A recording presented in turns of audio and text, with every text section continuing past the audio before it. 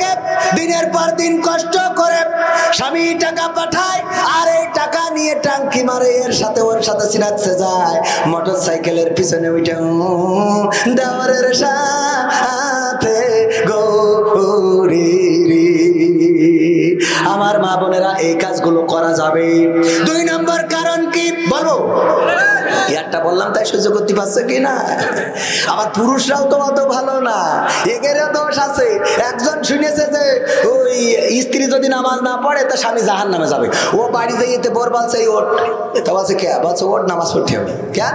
তা বলছে হুজুরির কাছে শুনলাম যে যদি স্ত্রী নামাজ না পড়ে তাহলে স্বামী জাহান্নামে যাবে। তা বলছে তা অসুবিধা কি? তো অসুবিধা না, তুই নামাজ না পড়লে আমি জাহান্নামে যাবো, অসুবিধা না মানে? তা বলছে তুমিও তো নামাজ পড়ো না। বলছে আমি পড়িনি, আমার জন্য আমি জাহান্নামে যাবো, অসুবিধা তোর জন্য যাবো কেন? তোর জন্য যাওয়ার মধ্যে নেই।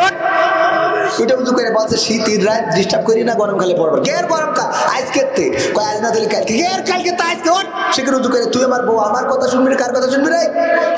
জোর করে উঠায় উঁচু করে এসে শীতি কাটতে বলো এখন রাত 12টার সময় কে নামাজ কয় রাকাত পড়বো, কি নিয়ত, কি সুরো পইলে দাও। বলছে যাই পড়। তো বলছে এত আসতে কেন, জোরে কও। তুমি করো, এক কাজ করো, সামনে দাঁড়াও, তুমি মমতি করো, আমি পিছনে থাকছি। বলছে ওরকম করি না, যাই পড়। বলছে যাই পড় না, তুমি মমতি করো, আমি পড়ছি পিছনে। বলছে ওই কালকে তো পয়সা নেই, হয়ে গেছে আমার ঘর। আছে না নাই? আছে না নাই? এরাও খারাপ কম না। আমার আব্বা বলতো ওয়াজ করে গেছে যে ওগো নারীরা, রহিম আলাইহিস সালাম তার স্বামীর চুল দিয়ে পা মুছাই দিয়ে তারপরে ঘুমাইতো। ওগো নারীরা, তোমরা যদি পারো স্বামীর চুল দিয়ে পা মুছাই দেওয়া সওয়াব আছে।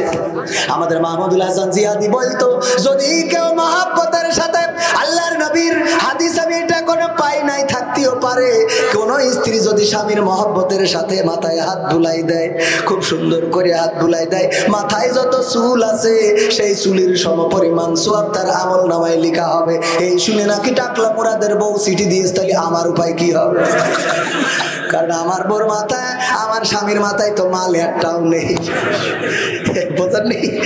সংবিধানে রাষ্ট্র ধর্ম ইসলাম আছে বলে তোমার কেন জলে রে বন্ধু, তোমার কেন জলি? শয়তানে জ্বালে কি আগুন তোমারই বগলে, তোমার কেন জলের টাকলা, তোমার কেন জলি? মানে গান ভরা, মনের মধ্যে খালি উঠছে আর ফিরে যাচ্ছে। এত গান শোনানোর সময় নেই, মাঝে মাঝে একটু ওয়াজ না করলেও হয় না, কারণ মাহফিলেরও হক আদায় করতে হয়। তাহলে আমার আব্বা বলছে, ওয়াজ করেছে রহিম আলাইহিস সালাম চুল দিয়ে পা মুছাই দিত। গো নারীরা যদি পারো চুল দিয়ে পা মুছাই দিবা। এই ওয়াজ শুনে আপনাদের শৈলকুপার কি গ্রাম যেন, আর আমরা করি কার? মরা মানছে। যেই ওয়াজটা সবচেয়ে কোলা জায়গা, সেই ওয়াজটা সবচেয়ে নরম জায়গায় রে। সূরা তোহা পড়ি দেখে যদি মিথ্যে বলি পরে আমার দাওয়াত দিয়ে নামে আবার আসবে না। পড়ি দেখে এই ওয়াজটা কার কাছে করা লাগবে?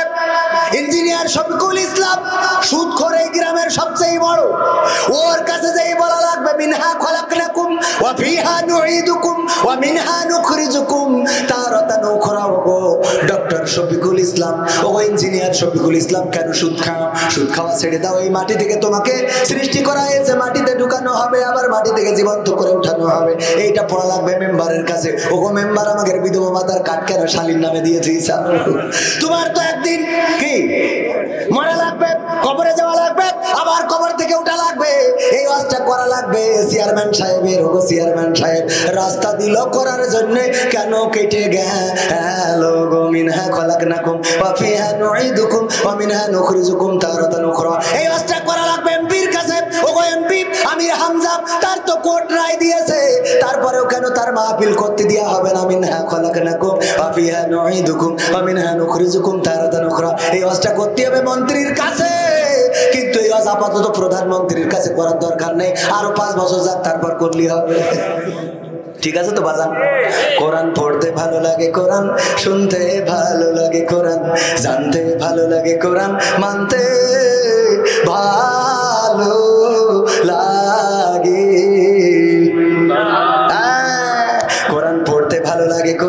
শুনতে ভালো লাগে কোরআন, জানতে ভালো লাগে কোরআন, মানতে ভালো লাগে না। নামাজেতে পড়লে কোরআন মনটা শীতল হয়, কারির তেলাওয়াত শুনিলে প্রাণ জুড়িয়ে যায়। ঠিক না বেঠে? নামাজেতে পড়লে কোরআন মনটা শীতল হয়, কারির তেলাওয়াত শুনিলে প্রাণ জুড়িয়ে যায়। সেই কোরআনের ব্যাখ্যা দিলে কলিজাতে আগুন জ্বলে, সেই কোরআনের ব্যাখ্যা দিলে অন্তরেতে আগুন জ্বলে। বিরোধিতাও চলে কেন তা জানি না। কোরআন পড়তে ভালো লাগে কোরআন, শুনতে ভালো লাগে কোরআন, জানতে ভালো লাগে কোরআন, মানতে ভালো লাগে। কোরআন পড়ে অনেক লোকে শুরু করে দিন, তারাই আবার চাই না দেশে কোরআনের আইন। আছে না নাই? সকালবেলা উঠে কোরআন খোঁজে, আছে না নাই? জায়নামাজ খোঁজে, আছে না নাই? তাসবিহ খোঁজে, আছে না নাই? তারাই আবার কোরআনের আইন চাই না। তাইলে কেমন কোরআন পড়ে আমার বুঝিয়া সেই নারী। ঠিক আছে বাবা? কোরআন পড়ে অনেক লোকে শুরু করে দিন, তারাই আবার চাই না দেশে কোরআনের আইন। এটা যে কেমন নীতি, তাই তো এ দুর্গতি করছে মোদের ক্ষতি কেন তা বুঝি না। কোরআন পড়তে ভালো লাগে কোরআন, শুনতে ভালো লাগে কোরআন, জানতে ভালো লাগে কোরআন, মানতে ভালো লাগে। এবার বলি, আছে না? কোরআন বুকে চুমু খাওয়ার লোকের নাই অভাব, সেই কোরআনের বিরোধিতা আবু জাহেলের স্বভাব। কোরআন বুকে চুমু খাওয়ার লোকের নাই অভাব, সেই কোরআনের বিরোধিতা আবু লাহাবের স্বভাব। মানবা সুবিধা মতো তাই এই বুকে ক্ষত, দেখলে এমন কিছু সইতে পারি না। কোরআন পড়তে ভালো লাগে কোরআন, শুনতে ভালো লাগে কোরআন, জানতে ভালো লাগে কোরআন, মানতে ভালো লাগে। আছে না নাই? কথা কি সত্য না মিথ্যা? এমন মানুষ আছে না নাই? কিন্তু আমাদের কথা হলো, বলবো আর একটু বলবো, আরেকটা বলবো। আমাদের কথা হলো কোরআনের সাথে যারা করবে দ্বন্দ্ব, তাদের সাথে খুব হবে না আপোষ। কথা কয় না? কোরআনের সাথে যারা করবে দ্বন্দ্ব, তাদের সাথে কবু হবে না আপোষ। কোরআনের সাথে যারা করবে দ্বন্দ্ব, তাদের সাথে কবু হবে না আপোষ। জেল জুলুম হলেও হবে, জেল জুলুম হলেও হবে, বিবেকের কাছে তবু রব নির্দোষ। আমার রবের কাছে রব নির্দোষ, মহান প্রভুর কাছে রব নির্দোষ। কোরআনের সাথে যারা করবে দ্বন্দ্ব, তাদের সাথে কবু হবে না। কোরআনের কথা যারা বলে যায় আজ, তাদের দমাতে কত ফন্দি, কাউকে ধরে নিয়ে দিচ্ছে ফাঁসি, কাউকে রেখেছে আজ বন্দি। কোরআনের কথা যারা বলে যায় আজ, তাদের দমাতে কত ফন্দি, কাউকে ধরে নিয়ে দিচ্ছে ফাঁসি, কাউকে রেখেছে আজ বন্দি। হক কথা বললেই জ্বলে জায়গা, কোরআনের কথা সইতে পারে না। হক কথা বললেই জ্বলে জায়গা, কোরআনের কথা সইতে পারে না। জানি না তাদের আমাদের পরে কেন এত আক্রোশ। জেল জুলুম হলেও হবে, জেল জুলুম হলেও হবে, বিবেকের কাছে তবু রব নির্দোষ। আমার রবের কাছে রব নির্দোষ, মহান প্রভুর কাছে রব নির্দোষ। কোরআনের সাথে যারা করবে দ্বন্দ্ব, তাদের সাথে কবু হবে না। কোরআনের কথা আজ বলতে গেলে আসছে বাধা কত ভাবে, কোরআন প্রেমিকেরা হাতে রেখে হাত সামনে এগিয়ে যাবে। দিনের কথা আজ বলতে গেলে আসছে বাধা কত ভাবে, কোরআন প্রেমিকেরা হাতে রেখে হাত সামনে এগিয়ে যাবে। হক কথা বলতে করি না কো ভয়, জীবনের বিনিময়ে আনব বিজয়। হক কথা বলতে করি না কো ভয়, জীবন জীবনের বিনিময়ে আনব বিজয়। বুকে আছে শক্তি, অন্তরে আছে সাহস। জেল জুলুম হলেও হবে, জেল জুলুম হলেও হবে, বিবেকের কাছে তবু রব নির্দোষ। আমার রবের কাছে রব নির্দোষ, মহান প্রভুর কাছে রব নির্দোষ। কোরআনের সাথে যারা করবে দ্বন্দ্ব, তাদের সাথে কবু হবে না। আপোষ কি করা যাবে? রাত 11টার মধ্যে শেষ করতে চাইলো, 11টা বেজে এখন 12টার কাটাই চলে গেছে। আমার ভাইজান প্রবাসী, অনুমতি দিলে প্রবাসীদের বন্ধ হয়ে যাচ্ছে না? প্রবাসীদের গানটা যদি সময় থাকে, সময় আছে আপনাদের? যেহেতু উনি 5 লক্ষ টাকা মাদ্রাসায় দিয়েছেন, এইভাবে নিয়মিত দেন, দেন না দেন? কিন্তু প্রবাসীরা কেমন অবস্থায় থাকে এটা কি জানেন? অনেকেই জানেন। আমি প্রবাসীদের গোটা জীবনটা তুলে ধরেছি। সেই জীবনটা, যার প্রেমে দিয়েছ এমন, যার নিয়ে দেখি স্বপন। মা বোনেরও আছে নাকি? মা বোনদের জন্য তো একটা ওয়াজ করে, আগামী বছরে এর থেকে বেশি। আর মা বোনকে একটা ওয়াজও শোনালাম না। মা বোনকে শর্টকাটে একটুখানি বলে দিই। আল্লাহর নবী মেরাজ থেকে আসলেন, এসে বললেন, ও নারীরা সাদাকা করো বেশি। কারণ কি? কারণ হলো নারীরা বেশি বেশি দেখেছি জাহান্নামে, অধিকাংশ নারী জাহান্নামে। আল্লাহর নবীকে প্রশ্ন করলেন, কেন জাহান্নামে? আল্লাহর নবী বললেন, 2টা কারণে। কয়টা? জোরে বলেন, কয়টা? আরো জোরে, কয়টা? 2টা কারণ। কি কি কারণ? আল্লাহর নবীর কাছে জিজ্ঞাসা করা হলো। আল্লাহর নবী বললেন, 1 নম্বর কারণ হলো নারীরা কৃতজ্ঞ থাকে। এমন নারী আছে না নাই?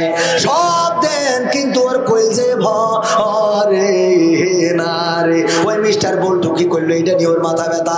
ওই মকসেদ আলীর বাড়ি কেন দোতলা, তাই নিয়ে মাথা ব্যথা। ওই অমুকের বোর শাড়ি কেন এত ভালো, তাই নিয়ে মাথা ব্যথা। ওর 3 পিস কেন এত কালারফুল, তাই নিয়ে মাথা ব্যথা আছে না নাই? আর স্বামী যেটা কিনে দেয় ওইটা পছন্দ হয় না রে, আছে না নাই? 1 নম্বর কারণ কি? স্বামীর প্রতি অকৃতজ্ঞ থাকে। কেমন অকৃতজ্ঞ? আমার মাহবুর ভাই বন্ধু মানুষ বলছে, বন্ধু আমার স্ত্রীর যাই কিনে দিই কিছু পছন্দ হয় না। আমি একদিন একটা বুদ্ধি করলাম, একটা বাজার থেকে, যশোরের শহর থেকে সুন্দর দেখে একটা শাড়ি কিনে নিয়ে গেলাম। খুব সুন্দর সিকসিকে, খুব কালারফুল, সুতোগুলো খুব ভালো, অনেক দামি শাড়ি নিয়ে যেয়ে ডাইনিং টেবিলের পরে রেখে স্ত্রীর বললাম, খাইতে দাও। স্ত্রী খাবার দিয়ে খালি আর চোখে ওই শাড়ির দিকে তাকাচ্ছে যে শাড়িটা কার, শাড়িটা কার। মাহবুর ভাই বলছে, স্ত্রী জিজ্ঞেস করেই বসলো, শাড়ি কার? আমি বললাম, আমার বন্ধু কবির বিন সামাদ তার বউয়ের জন্য কিনেছে। বলছে, দেখো শাড়ির কালারটা কত সুন্দর, দেখো রংটা কত সুন্দর, সুতোটা কত সুন্দর, পাড়টা কত ভালো। আর তুমি যা কেন তা তো পরে মানুষের সামনে যাওয়া যায় না। ও বাবা, বাবা আমার কার সাথে বিয়ে দিল রে? ও আব্বা, আব্বা। কান্না আছে না নাই? কান্না শুরু করে দিয়ে, আমার কার সাথে তোমার কোনো পছন্দ নেই, কি কিনে আনো পরা যায়। আর কবির বিন সামাদ তার বলতো শাড়ি কত সুন্দর। আমার মাহবুর ভাই বলছে, আমি বুদ্ধি করে বললাম, দেখো তোমার শাড়িটা যদি পছন্দ হয় তুমি নিয়ে নাও। কবির বিন সামাদ ভাইয়ের সাথে দ্বন্দ্ব করা লাগে, গোলমাল করা লাগে, আমি করবানে। এর জন্য যদি কবির ভাই আমাকে ফাঁসি দেয়, দিবা, নেওয়ার সুবিধে নেই। তুমি এই শাড়িটা নাও। শাড়িটা নিয়ে খুব আনন্দ, ওরে আনন্দ। আনন্দ দেখে কিডা? রাত্রি শোয়ার সময় বেগম সাহেবার বললাম, ওগো বেগম সাহেবা, সত্যি কি শাড়িটা তোমার পছন্দ হয়েছে? বলছে, হবে না কেন, তোমার তো নজর ভালো না, তুমি যা কেন তা তো চলে না। আমি মাঝে মাঝে কই, নজর ভালো না বলি তো তোর নিয়ে ঘর কাটছে, তাহলে তো পরিও নি আইতো। কথা কয় না, নজর ভালো না, তোমার তো পছন্দ হয় না, 2টা মার্বেল দিয়ে দিয়েছে।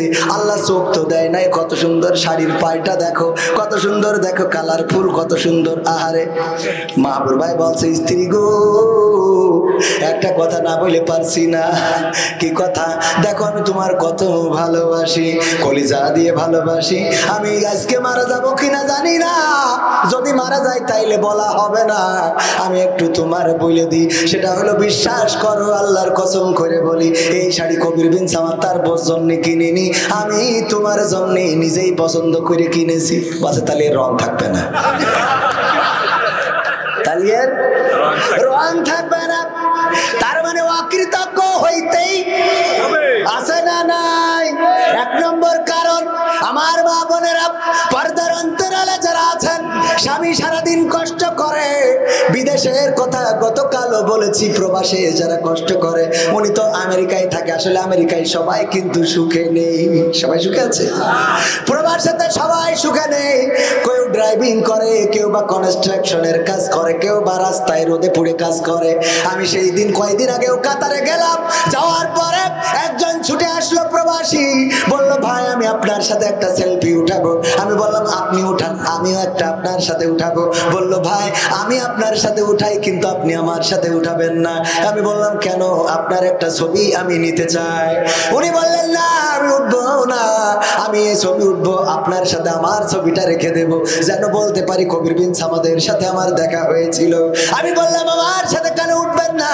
কয় ভাই আমার অবস্থা তো দেখেছেন, আসলে অবস্থাটা ছিল এমন, গায়ের জামাটা এত ছেঁড়া, এত ময়লা, এত খারাপ, যেই জামাটা আমার দেশের কোনো ফকিরও গায়ে পরবে না।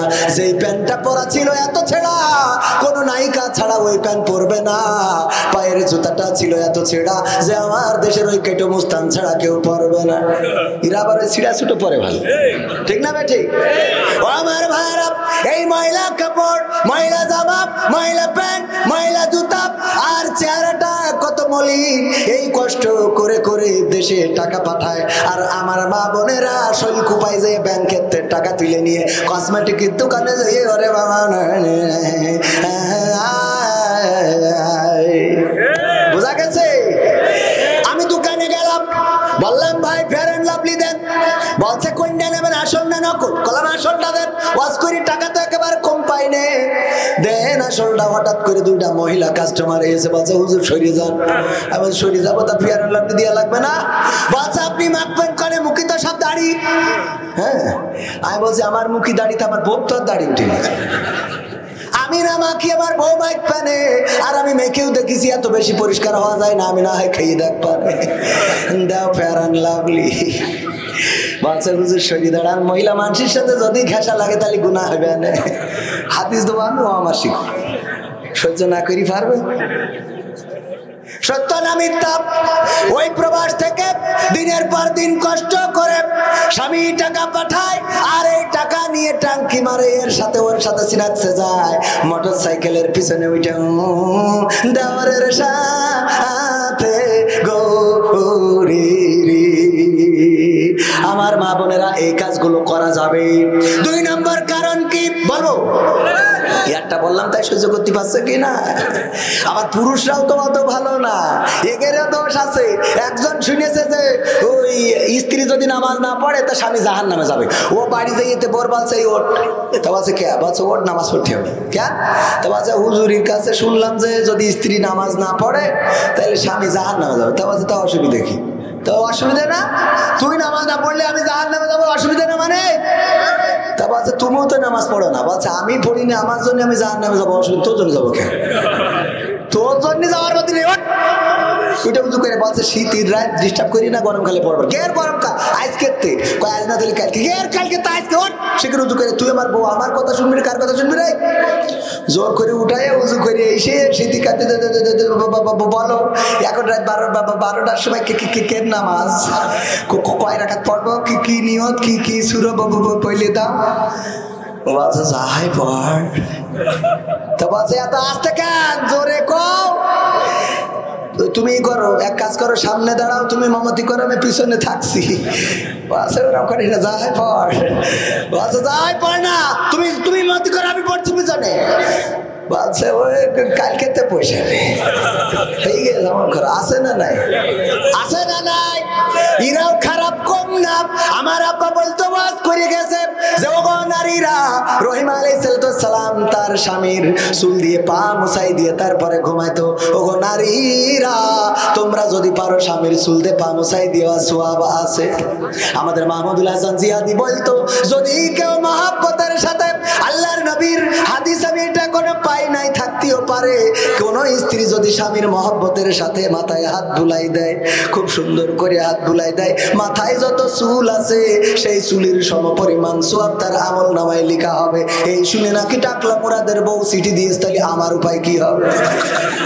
কারণ আমার বউর মাথায় আমার স্বামীর মাথায় তো মাল একটাও নেই, বোঝেননি? সংবিধানে রাষ্ট্র ধর্ম ইসলাম আছে বলে তোমার কেন জ্বলে রে বন্ধু, তোমার কেন জ্বলি? শয়তানে জ্বলে কি আগুন তোমারই বগলে, তোমার কেন জ্বলে রে টাকলা, তোমার কেন জ্বলি? মানে গান ভরা মনের মধ্যে খালি উঠছে আর ফিরে যাচ্ছে। এত গান শোনানোর সময় নেই, মাঝে মাঝে একটু ওয়াজ না করলেও হয় না, কারণ মাহফিলেরও হক আদায় করতে হয়। তাহলে আমার আব্বা বলছে ওয়াজ করেছে রহিম আলাইহিস সালাম চুল দিয়ে পা মুছাই দিত। গো নারীরা যদি পারো চুল দিয়ে পা মুছাই দিবা। এই ওয়াজ শুনে আপনাদের শৈলকুপার কি গ্রাম যেন গোবিন্দপুর, এক নারী যেয়ে তার স্বামীর চুল দিয়ে পা মুছাই দিয়ে তারপর শুয়েছে। শুয়ার পরে গন্ধের জ্বালায় বাঁচা যাচ্ছে না। ওরে গন্ধ গন্ধ কিসের গন্ধ? দুর্গন্ধ, পায়খানার গন্ধ। খুঁজে খুঁজে দেখে কোন জায়গায়, কোন জায়গায় পায় না। এক পর্যায়ে স্বামী চুলটা টেনে নিয়ে বলছে তোমার চুলিতেই তো দেখি এই দুর্গন্ধ আসতেছে, কারণটা কি? কয় কারণ কি করতে পারবো না, হুজুর ওয়াজ করেছে যে যদি পারো স্বামীর চুল দিয়ে পা মুছাই দিবা। আমি তোমার খালি এই সে মনে করলাম ওয়াজটা আমল করে শুই, আমি চুল দিয়ে পা মুছাই দিয়ে শুইছি, এর বাইরে আর কিছু জানি না। কয় ঘটনা তো ঘটেছে ওই জায়গায় কেন? মই মোড়ের মাথায় খেলছিল তাস, টাকা দিয়ে, তাহলে কি হয়? জুয়া, জুয়া, জুয়া খেলা, টাকা দিয়ে তাস খেলছে, জুয়া খেলছে। এটা হারাম না হালাল? পুলিশের গাড়ি একটা হরেন দিতে দিতে যখন চলে গিয়েছে অমনি দিয়েছে দৌড়, জুতোটা পায় দেওয়ার সময় পায়নি। বাস বাগানে কিটা ঝাড়িয়ে থুইল, চটকা এসে চুপচাপ শুয়ে রয়েছে, আর ওই মহিলা মুছাই তারপর শুয়েছে। পরের দিন যখন আব্বা বাড়ি যাচ্ছে মহিলারা বলছে হুজুর শোনেন, অস্ত করলেন যে স্বামীর চুল দিয়ে পা মুছাই দিবা, অস্ত ঠিক আছে আমরাও মুছাই দেবো, কোনো আপত্তি নেই, কিন্তু একটু দয়া করে বলে দেবেন ওরা যেন কলেরতে পাড়া ধুয়ে তারপর শোয়। ঠিক আছে তো? ও আমার ভাইরা, এই হলো অবস্থায় আমাদের। ওদের কথা কি বলবো? 2 নম্বর কারণ হলো তারা বেশি বেশি অভিশাপ দেয়। কি দেয়?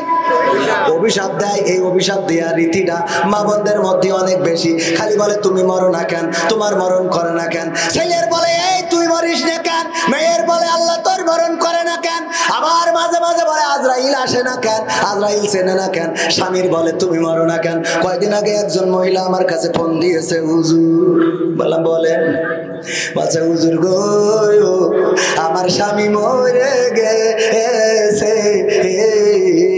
আমি বলছি আমার বিয়ে করা শেষ, আমার 2 বাচ্চা 1 বউ, আর কোনো লাইন নেই, একটা নিয়ে তাই জ্বালার শেষ নেই রে। বলছে না হুজুর বিয়ে করতে বলি রে। তাহলে কি? হুজুর আমার স্বামী মরে গেছে, আমি একটা ঝামেলা, আমার মনের মধ্যে খুব একটা কষ্ট। কিসের কষ্ট? কষ্ট হুজুর আমার স্বামী অসুস্থ ছিল, আমি প্রায় বলতাম তুমি মরো না কেন, তোমার মরণ করে না কেন। ওই যে বলতো ওরে ও মরে না, ও মরে না কেন, মরে না। আজরাইল কি আমি পারি না আর পারি না, আমার স্বামী কেন মরে না। আজরাইল কি চিনে নাই আমার স্বামী রে গো, আমার স্বামী কেন মরে না। আছে না কেন? আমি পারি না আর পারি না, আমার স্বামী কেন মরে না। আজরাইল কি চিনে নাই আমার স্বামী রে গো, আমি পারি না আর পারি না। আমি এই কথা বলতাম, আমার স্বামীর বলতাম তোমার মরণ করে না কেন, আজরাইল তোমার চেনে না কেন, তোমার উঠাই নাই না কেন। এই কথাগুলো বলতাম। আমার স্বামী মারা গেল 1 সপ্তাহ হলো, আমার মনের মধ্যে বড় কষ্ট। আমার কথার কারণেই কি স্বামী মরেছে, নাকি তার হায়াত শেষ হয়ে গেছে তাই মরেছে? আমি বললাম আমি তো ছোট মানুষ, আমি বলতে পারবো না আসলে হায়াত ফুরাইছে নাকি তার ওই আপনার অভিশাপে মরেছে। তবে এতটুকু বলতে পারি দোয়া আর বদদোয়া দুইটাই আল্লাহর কাছে কবুল হয় না? হয় না? দুইটাই কবুল হয়। সুতরাং হায়াত ফুরাইয়াও থাকতে পারে, আবার আপনার অভিশাপও লাগতে পারে। আমার নারীরা আপনাদের সাবধান করে দিয়ে বলতে চাই, দয়া করে এমন কোন অভিশাপ দিবেন না যেটা আল্লাহ যদি কবুল করে নেয় তাইলে আপনার বড় ক্ষতি হয়ে যাবে না, যাবে না, যাবে না, যাবে না। সুতরাং এই অভিশাপ দেয়া থেকে বিরত থাকতে হবে। আর অকৃতজ্ঞ থাকা যাবে না। স্বামীরা কষ্ট করে, আমার ইউটিউবার ভাইয়েরা রাতের পর রাত জাগে, মাসের পরে মাস দৌড়ায় বেড়ায়, কত কন্টেন্ট, কত ভাবে কত মানুষের কথা শোনে, কত মানুষের গালি শোনে। এই ক্যামেরা লাগানোকে কেন্দ্র করে কত জায়গায় দেখেছি শ্রোতারা উঠে বকাঝকা শুরু করে, এই ক্যামেরা না ভাই, ক্যামেরা না ভাই, আর ওরা চুপচাপ থাকে। কারণটা কি? কারণ ঘরে আছে স্ত্রী, ঘরে আছে সন্তান, সারাদিন কষ্ট করে, সারা রাত কষ্ট করে, যে ইউটিউবে ভিডিও ছাড়ার পরে কিছু আর্নিং আসবে, কিছু অর্থ ইনকাম হবে, সেটা দিয়ে স্ত্রীর শাড়ি কিনে দেব, সন্তানের জামা কিনে দেব, স্কুলের বিল শোধ করব। নিজের গায়ের জামা, নিজের পরনের কাপড় কোনোদিন নতুন পরে না। পুরানো মার্কেট গুলোতে গেলে পুরানো থ্রি পিস কোনোদিন পেয়েছেন নাকি? কিন্তু পুরানো শার্ট আছে না নাই? ছেলেদের জুতা ছাড়া মেয়েদের কোনো জুতা পাবেন না। যেই পিতারা, যেই স্বামীরা, যেই পুরুষেরা এত কষ্ট করে পরিবারের জন্য, সংসারের জন্য, সন্তানের জন্য, সেই পরিবারের স্ত্রী যদি সেই স্বামীকে অভিশাপ দেয়, সেই স্বামীর প্রতি অকৃতজ্ঞ থাকে, এর মতো অকৃতজ্ঞ আর কেউ হইতে পারে? আর কেউ হইতে পারে? আল্লাহর নবীর একটা হাদিস, আল্লাহর নবীর কন্যার জীবনের একটা ঘটনা শোনায় শেষ করে দেব। সেটা হলো আল্লাহর নবীর কন্যা ফাতেমা রাদিয়াল্লাহু তাআলা আনহা। সন্তান, দুইটা সন্তান, নাম কি? হাসান এবং হুসাইন রাদিয়াল্লাহু তাআলা আনহু। 3 দিন ধরে বাড়িতে কোনো খাবার নাই, পেটের মধ্যে কোনো দানা পানি পড়ে নাই, কান্নাকাটি শুরু করে দিয়েছে। ও গো মা, আর কত না খেয়ে থাকবো গো মা, বড় কষ্ট হয়। মা বললেন, তোমরা বারবার কেন আমাকে ডিস্টার্ব করো? তোমাদের বাবাকে কি চোখে দেখো না? তোমাদের বাবাকে বলতে কেন পারো না? কেন বারবার আমাকে বলো? আমাকে কেন এত তোমাদের চোখে পড়ে? আমাকে কেন জ্বালাও তোমরা? এই কথা বলার পরে আলী রাদিয়াল্লাহু তাআলা 3 দিন ধরে মক্কার মদিনার অলিতে গলিতে ঘুরে বেরিয়েছেন, কিন্তু কোথাও কোনো কাজের ব্যবস্থা করতে পারেন নাই। ওই দিনও খালি হাতে ফিরছিলেন, না সন্তানের জন্য, না স্ত্রীর জন্য, কার জন্য কিছু আনতে পারেন নাই। যখন গেটের কাছে এসেছে, এমন একটা কথা শুনে গেট থেকে আলী রাদিয়াল্লাহু তাআলা চলে গেছেন। ফাতেমা রাদিয়াল্লাহু তাআলা বললেন, ওগো হাসান হুসাইন, তোমাদের বাবাকে আসতে দেখছিলাম, কোথায় গেল আবার? বললো, যখন তুমি বলেছো আমাকে কেন বারবার জ্বালাও? তোমাদের বাবাকে কি চোখে দেখো না? এই কথা শুনে বাবা গেট থেকে বের হয়ে গেছে। ফাতেমা রাদিয়াল্লাহু তাআলা অপেক্ষা করলেন আলী বাড়ি আসবে, না আসলো না। কিছুক্ষণ অপেক্ষা করার পরে চিন্তা করলেন, না জানি অভিমান করেছে, হয়তো না জানি রাগ করেছে। খুঁজতে বের হইলেন, খুঁজতে খুঁজতে যখন কোথাও পেলেন না, আল্লাহর নবীর কাছে যেয়ে বললেন, ওগো নবী গো, আমি আমার স্বামীকে আজকে বড় কষ্ট দিয়ে ফেলেছি। আল্লাহর নবী বললেন, ওগো ফাতেমা, কি কষ্ট দিয়েছো? ওগো বাবা, আজ 3 দিন ধরে বাড়িতে কোনো খাবার নাই, আজকেও খালি হাতে আলী বাড়িতে ফিরছিল। আমি সন্তানেরা যখন ডিস্টার্ব করছিল, জ্বালাচ্ছিল, খাবার দাও, মাগো আর ক্ষুধার জ্বালা সইতে পারি না, তখন বলেছি তোমাদের বাবাকে জ্বালাও, আমাকে আর জ্বালায়ও না। এই কথা বলার কারণে আলী বাড়ি থেকে বের হয়ে গেছে, আর এখন পর্যন্ত ফিরে আসে নাই।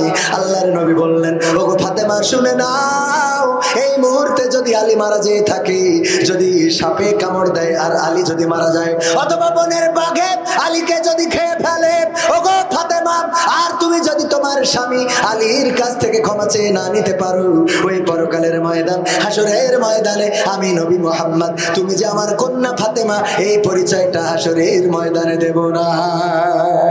আল্লাহু আকবার বলবেন না? একটা সত্য কথা, 3 দিন ধরে খাবার নাই, এই সত্য কথাটা শুধুমাত্র সন্তানদের বলার কারণে আর আলী রাদিয়াল্লাহু তাআলা অভিমান করার কারণে আল্লাহর নবী নিজের কন্যার পরিচয় দিতে চায় নাই। এবার মা বোনেরা চিন্তা করে দেখেন, স্বামীর সাথে কত ঝগড়া, কত বিবাদ। এই ঈদে নতুন জামা, 3 পিস, আলিফ লাইলা শাড়ি যদি না কিনে দাও, তাইলে তোমার ঈদের কপালে আগুন ধরাবো। দুরূদ ইব্রাহিম পড়েন, আল্লাহুম্মা সাল্লি আলা মুহাম্মাদিন ওয়া আলা আলি মুহাম্মাদ কামা সাল্লাইতা আলা ইব্রাহিম ওয়া আলা আলি ইব্রাহিম ইন্নাকা ইন্নাকা হামিদুম মাজিদ। আল্লাহুম্মা বারিক আলা মুহাম্মাদিন ওয়া আলা আলি মুহাম্মাদ কামা বারাকতা আলা ইব্রাহিম ওয়া আলা আলি ইব্রাহিম ইন্নাকা হামিদুম মাজিদ। আমার যুবকেরা, 4-5টা কাজ আমার করে দিবা। তার মধ্যে 1 নম্বর হলো, বলবো 1 নম্বর হলো নামাজ কাজা করা যাবে, নামাজ কাজা করা যাবে না। 2 নম্বর জামাতে নামাজ আদায় করা লাগবে। আজান হয়ে যাবে, মসজিদে জামাতে চলে যাবেন। আজান হয়ে যাওয়ার পরে যে যুবকটা সব কিছু ছেড়ে দিয়ে মসজিদে চলে যায়, উজু করে, ওই উজুর পানিটা যেন তার গায়ে মুক্তার মতো ঝকঝক ঝকঝক করতে থাকে। বলেন ঠিক কিনা? আর এমন উজু যারা করে, আল্লাহর নবী বলেছেন পরকালের ময়দানে ওদের চেহারা থাকবে উজ্জ্বল, ওদের হাত থাকবে সাদা, ওদের পা ঝকঝক করতে থাকবে। আর আমি নবী ওদেরকে দেখে দেখে বাছাই করে করে জান্নাতে নিয়ে যাব। বলেন সুবহানাল্লাহ।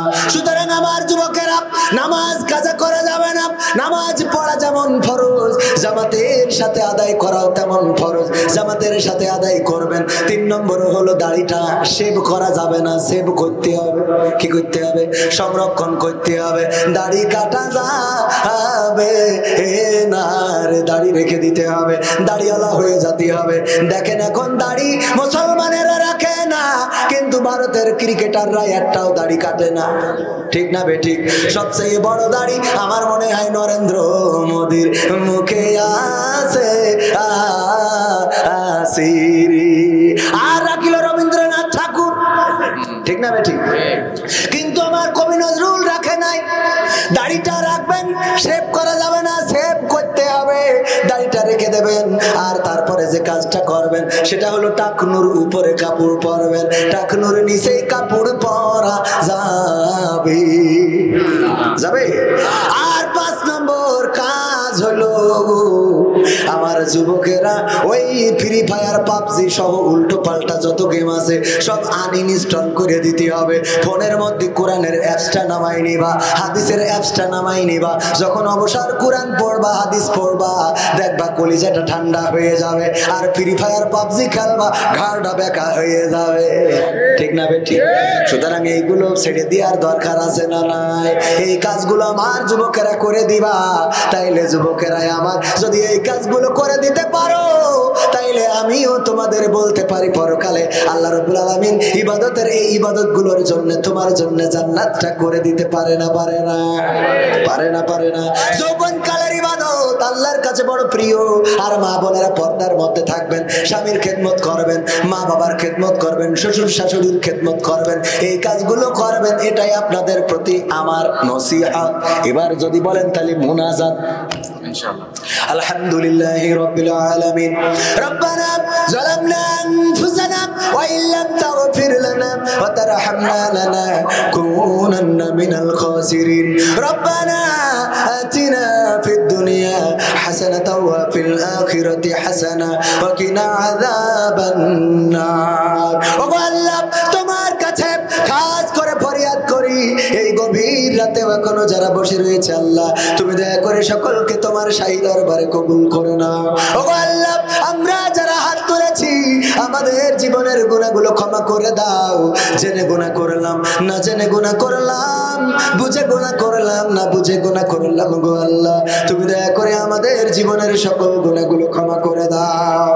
ও আল্লাহ, তোমার কাছে হাত তুললেই মনে পড়ে যায় জনম দুঃখিনী মায়ের কথা। মা জননী যাদের নাই তারাই জানে মা হারানোর কত বেদনা। মা শীতের রাতে কত আমাদেরকে টেক কেয়ার করতো।